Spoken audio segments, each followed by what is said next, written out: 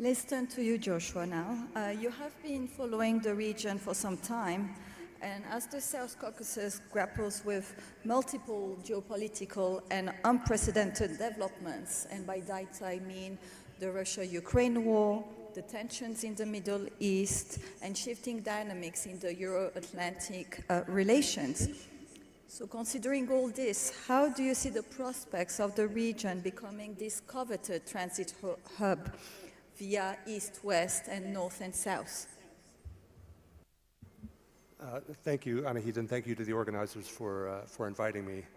Well, to state the extremely obvious, for the South Caucasus to become a viable transit hub, there needs to be peace.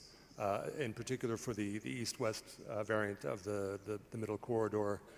Without peace, there's not going to be open borders between Armenia and Azerbaijan, between Armenia and Turkey. There's not going to be outside investment in the infrastructure that's going to be required for this region to become a viable transportation hub.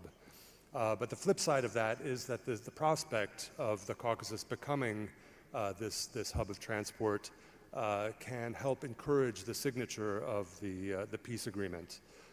This vision of the Caucasus becoming integrated into the bigger world, not just in terms of infrastructure and trade, but in a broader political sense, can be an incentive to put the conflicts of the past behind and work towards a more cooperative future.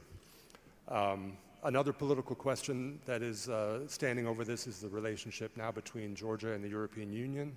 I'm sure, as you're all aware, the situation is not very good with relations right now.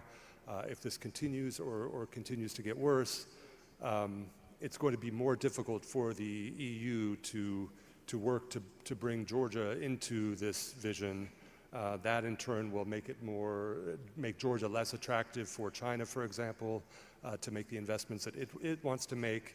And so this uncertainty is increasing the attractiveness of the Turkey, Armenia, Azerbaijan part of this east-west route, but it's putting some questions and making it more difficult to implement the larger project.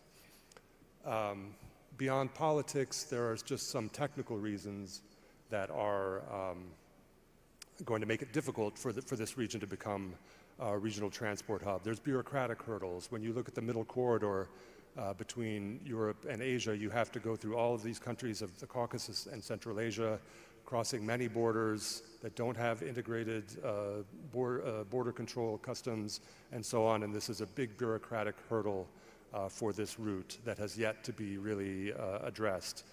There's a sea crossing. You have to cross the Caspian Sea to use this route.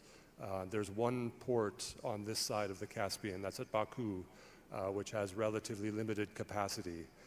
And then you have other geographical barriers like mountains in Georgia and the Caucasus in general.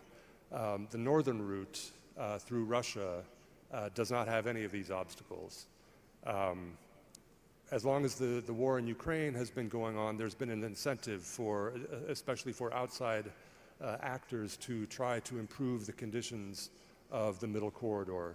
But with the prospect of that war ending, and to the extent that Russia is brought back into the world economy, there's going to be much less incentive for outside actors to make the investments into this middle corridor that could make the Caucasus a viable transit hub. And this is only going to increase the necessity for local actors, regional actors inside the region to work on this. Eleonora, let's talk